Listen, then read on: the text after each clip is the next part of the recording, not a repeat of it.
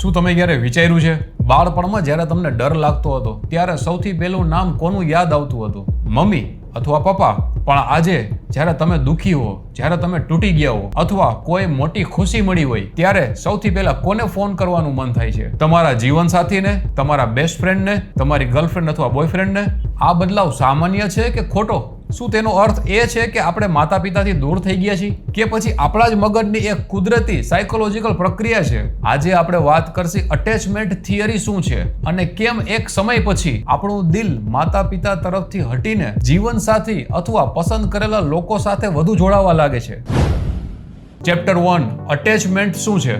Attachment એટલે માત્ર પ્રેમ નહીં. અટેચમેન્ટ એટલે એક એવો વ્યક્તિ જેની પાસે જઈને તમને સુરક્ષિત અનુભવ થાય, જેની હાજરીમાં તમારું મન શાંત થઈ જાય. બાળપણમાં આ વ્યક્તિ હંમેશા માતા પિતા હોય છે. જ્યારે બાળક રડે છે ત્યારે માતા તેને ગળે લગાવે છે. મગજમાં ઓક્સિટોસિન અને કામિંગ કેમિકલ છોડાય છે ને ધીમે ધીમે બાળક શીખે છે હું સુરક્ષિત છું. આનું જ નામ અટેચમેન્ટ છે અને આ જ ભાવના આપણા આખા જીવનના સંબંધોનું ફાઉન્ડેશન બની જાય છે. ચેપ્ટર 2 પછી બદલાવ કેમ આવે છે? ટીન અને યંગ એજમાં આવતા જ એક મોટો બદલાવ આવે છે. આપણું જ મગજ કહેવા લાગે હવે તારે તારું જીવન બનાવવાનું છે. આ જ કારણથી આપણે ધીમે ધીમે પેરેન્ટ્સથી ઇમોશનલ ઇન્ડિપેન્ડન્સ શીખવા લાગી છીએ. આનો અર્થ એ નથી કે પ્રેમ ઓછો થયો, માત્ર જીવનમાં એક નવો સર્કલ બને છે જ્યાં જીવનસાથી અથવા ખૂબ નજીકનો મિત્ર ધીમે ધીમે સૌથી મહત્વનો ઇમોશનલ સપોર્ટ બની જાય છે. આ એક કુદરતી એવોલ્યુશન છે. ચેપ્ટર 3 કેમ રોમેન્ટિક પાર્ટનર એટલો મહત્વનો બની જાય છે?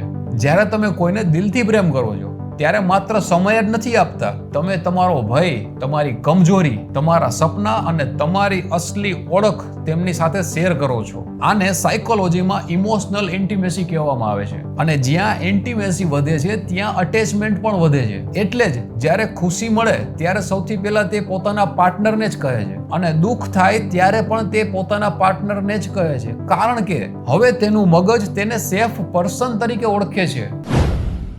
ચેપ્ટર 4 ચૂઝન ફેમિલી શું છે?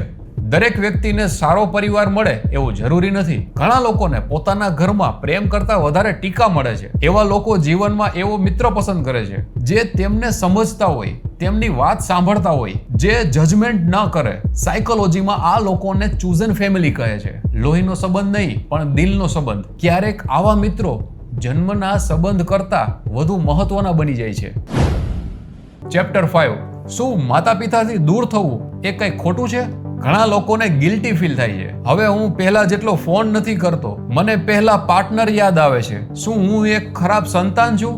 જવાબ છે ના. જો તમે માતા પિતાનો આદર કરો છો, પ્રેમ કરો છો, પણ તમે તમારી પણ દુનિયા બનાવી રહ્યા છો તો એ સંપૂર્ણ સ્વાભાવિક છે. દરેક હેલ્ધી એડલ્ટને એક દિવસ પોતાનું ઇમોશનલ સેન્ટર બનાવવું જ પડે. ચેપ્ટર 6 પણ બેલેન્સ જરૂરી છે. કેટલાક લોકો આખું જીવન પોતાના માતા પિતાને જ પકડીને રાખે છે અને કેટલાક લગ્ન પછી માતા પિતાને સંપૂર્ણ ભૂલી જાય છે. આ બંને એક્સ્ટ્રીમ છે. હેલ્ધી રિલેશનશિપ એ છે જ્યાં તમે માતા પિતાનો આદર રાખો પણ પાર્ટનરને પણ પ્રથમ સ્થાન આપો, જ્યાં જીવન સાથે જીવવાનું છે અને મિત્રો સાથે પણ સારા સંબંધો જાળવો. જીવનમાં દરેક સંબંધની પોતાની જગ્યા છે. ચેપ્ટર 7 જ્યારે અટેચમેન્ટ અસ્વસ્થ બની જાય છે. ક્યારેક વ્યક્તિ પોતાના પાર્ટનર પર એટલો ડિપેન્ડ થઈ જાય છે કે તેના વગર તે જાતે નિર્ણય પણ નથી લઈ શકતો. તેના મેસેજનો જવાબ જો મોડો આવે તો પેનિક થાય, થોડું અંતર આવે તો લાગે કે બધું ખતમ થઈ ગયું. આ પ્રેમ નથી, આ ઇમોશનલ ડિપેન્ડન્સી છે. હેલ્ધી અટેચમેન્ટ તમને મજબૂત બનાવે છે, અનહેલ્ધી અટેચમેન્ટ તમને કમજોર જ બનાવે છે. ચેપ્ટર 8 સૌથી મોટું રહસ્ય. ઘણા લોકો માને છે કે તેમને માત્ર કોઈનો પ્રેમ જોઈએ, પણ સત્ય કંઈક અલગ છે. દરેક માણસને સૌથી પહેલા જોઈએ સુરક્ષાનો અનુભવ. બાળપણમાં આ સુરક્ષા માતા પિતાથી મળે છે, યુવાનીમાં જીવનસાથી અથવા સાચા મિત્રોથી મળે છે, પણ સૌથી મેચ્યોર વ્યક્તિ એ છે જે ધીમે ધીમે પોતાની અંદર સુરક્ષાનો આધાર બનાવે છે. કારણ કે જો તમારો આખો આધાર કોઈ બી એક વ્યક્તિ ઉપર રહેશે તો તેના જવાથી તમારી આખી દુનિયા તૂટી જશે. પણ જો તમારી અંદર સેલ્ફ અટેચમેન્ટ હશે તો તમે પ્રેમ પણ કરી શકશો અને પોતાને ગુમાવ્યા વગર સંબંધો પણ જીવી શકશો. અને આ જ સાચી ઇમોશનલ મેચ્યોરિટી છે. અટેચમેન્ટ આપણા જીવનનો આધાર છે.